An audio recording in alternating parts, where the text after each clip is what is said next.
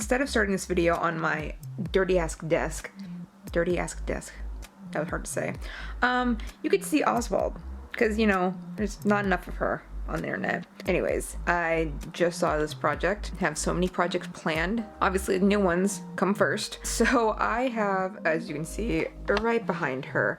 So I have some gray fabric. Now, 2 of these things are from my roommate. She's getting rid of clothes. And I have one gray sweatshirt that my brother gave to me that he was giving away. The idea I had was to make a plush of Big Sis Mag's weapon. If y'all have been on this channel for quite some time, you may have remembered or seen me cosplay Big Sis. Here is her weapon that I finally have room to bring inside my room and not in our little storage. But yes, I made her giant weapon just because I had cardboard and stuff, and then decided to make cosplay of her, and then everyone really seemed to like my cosplay of her, and now I love her even more. It's not going to be as big. I'm going to try to scale it back at least 50%, and because I have like 3 different variations of this gray fabric, I'm going to try to organize them in a way on the pattern. There we go. It looks like I did it on purpose, and so it doesn't just look like, hey, you got 3 different variations of gray fabric. I also have blue fabric. I might cut up something I already own, have red fabric. So far for this project, the only thing I will need to buy is some stuffing. All these scraps that I'm going to get from obviously cutting up all this fabric, I'm going to be putting it back into the plush. My plan so far is for the sunken in bits on here, I'm going to try to use mostly this dark gray fabric. Like they're different, but they're close enough that I don't think it's going to be too much of an eyesore if they're right next to each other on this little project. They're going to be all the raised up parts. I mean, this thing is freaking huge, man. I've decided to actually do this in sections, so I'm starting with the north and south pole right now. So I cut out all the little indents, the gray squares. The original is 20 centimeters by 20 centimeters. Cut in half 10 centimeters by 10 centimeters, but I added an extra centimeter seam allowance, hand sew everything, so the seam allowance doesn't need to be that big. For the little sides, I did measure, but then I decided to just forgo that, and this is actually the size of my ruler, so I just used my ruler as a template. Cut a bunch of these. I didn't know how much I was going to use. I just cut out more. And then we have the little north and south parts. So these are 6 centimeters by 8 centimeters. Both of them are. I just kind of sketched them out. So let's do roughly 2 centimeters. So there is a good thickness of how big both of these should be.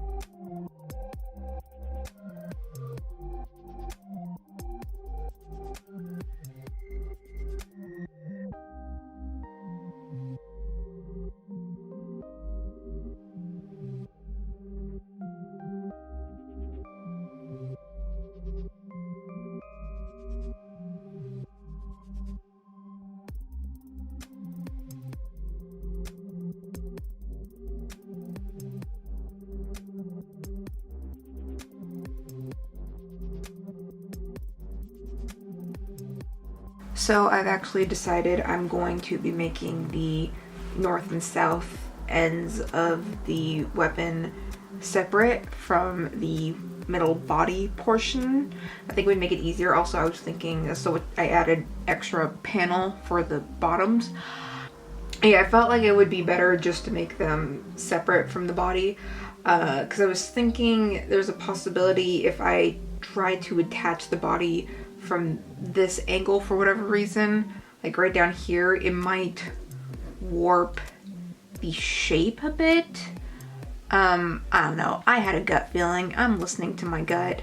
Also, these two things took so much longer than I thought because I was sewing all these portions. So I totally thought that, you know, maybe 2 days I get this project finished. No, it is taking me a little bit over 2 days just to do these two parts, and I still have to do some of this paneling like stuff to the body as well. So I would give it a week in total, maybe, is when I'm going to be completely done. But I will not get it done in actually a week, because I kind of want to take a break from this project right now. When it comes down to this part, these little side panels are basically the exact same as this upper part. These squares are 10 centimeters by 10 centimeters. So these guys, this little weird bit right here. So this is 14 centimeters by 10 centimeters. These side panels right here are 9.5 centimeters. Little part down here, 5 centimeters. This is about 2.5 centimeters, and this part I kind of just eyeballed, but is 3.5 centimeters. So I'm basically doing the same thing as I did up here with these panels, with the whole bunch of these guys. So I'm repeating that same process, and unfortunately, when I'm done with this part, putting all the panels on there, it's just gonna take a while, so I'm probably gonna forget what I said in this current part of the video.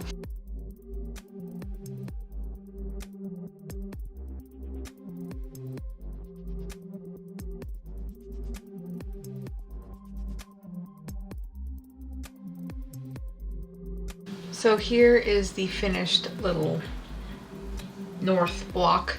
Sewed it, flipped it inside out. This portion is basically the same size as the red portion right here. Also, because this is made out of like thin cotton material, you know, the quarter fat quarter, whatever things you can get for like 98 cents at Walmart. That's what these are. They're a little flimsy. They'd show bumps easier. I have, you know, some of the sweater material underneath here. Just double up a little bit. And now I'm going to attach it to the bottom of the north facing thing. It's going to be a little bit difficult. I don't exactly remember how I did this. Purposefully didn't sew this up or put any stuffing in this one, so it'd be easier for me to like grip. I'm basically going to try to attach the very edge of light gray portion right here, and try to sew it less on this part, more so like right in the center where the dark gray is. You want to make sure that the more weirder shape is on the same side as where the letter is. I just very carefully and slowly just kind of going in and out of inside this one to inside here all throughout. Little plush. I'm having trouble talking right now, clearly. Is there an easier way? Probably. But this is the way that made sense to me and how I did it, and it seemed to turn out okay. The south portion, I already sewed onto it and already stuffed this portion right now just to see how it was looking. But you just want to get it on there. Fortunately, the light gray is so light that the white doesn't stick out too much. So if there's a few threads here and there, that's fine. But also, you know, you can see the threads on this side anyway. So if there's any white threads poking out, who freaking cares? Also, I decided not to buy any stuffing, any polyfill. I decided to rip open my a homemade body pillow because I felt like it. I always destroy everything I touch. So I realized this is kind of difficult to see even for me, so I can't even think of a way for you guys to be able to see it.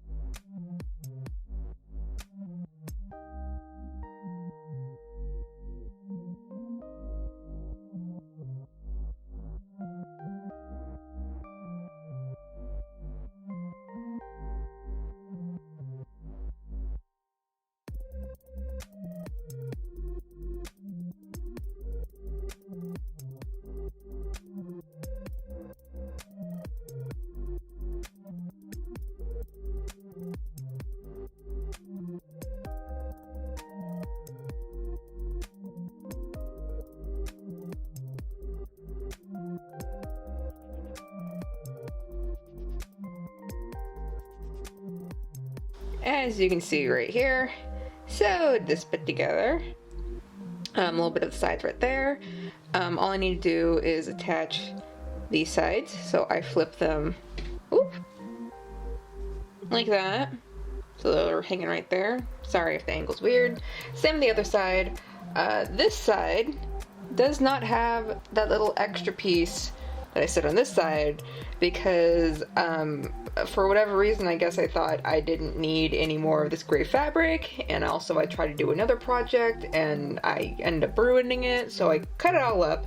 So the only thing I have left of the gray fabric is this. So somehow when I get to that bit that I just showed you, I'll have to fit this to help close it up a little bit more. Not ideal. Yeah, this gray kind of stands out a little more than I thought. It's a little more yellowed.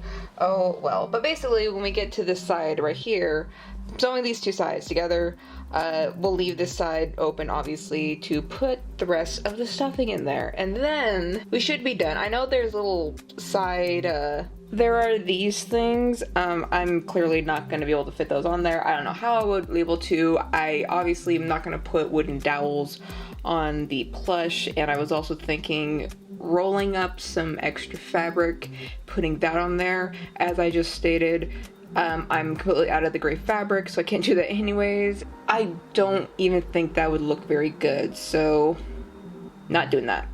Excuse me. I'm trying to finish the video here. Thank you. So it is not exactly half the size, and that is perfectly fine because as I was making it, I was a little concerned that I made it way too small and I wouldn't like it that size, but the size is fine to me. Clearly, it's obviously not going to be, you know, hard angles like this. It's fine. It's a plush. However, like all these extra little bits I did in here, I totally thought that they, you know, doing that would make it a little bit more defined, which it kind of does. Like on the top and bottom portion, yes, fine.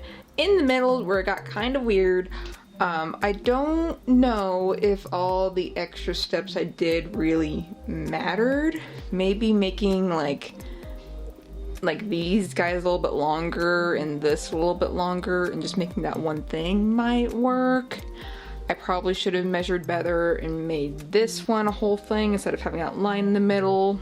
I still like it. If you decide to recreate this, good luck following the tutorial. I know I don't make the best, you know, in-depth, you know, precise tutorials in the world. But if you decide to try this out, may I suggest, I know it's a little more expensive, but if you want to keep that structured shape of the weapon, I would recommend, you know, getting a chunk of foam and cutting it out to the sides instead of using polyfill or something like that, just to keep that nice structure so it's not as wonky as this. However, I'm not keeping it like this. I would like lay it down like that, which looks better in my opinion. I really want to do plushes like for more of the lesser loved My Hero Academia, you know, League of Villains. I don't know why I said villains twice. I really want to do like make Spinner and Twice, and I'll even do Moonfish. He's fucking weird and you only get to see him for a very short time. But damn it, like Pleather and Red Spikes, yes please. What am I doing? Anyways, thank you guys for watching. I hope you enjoyed. Hope to see you all next time.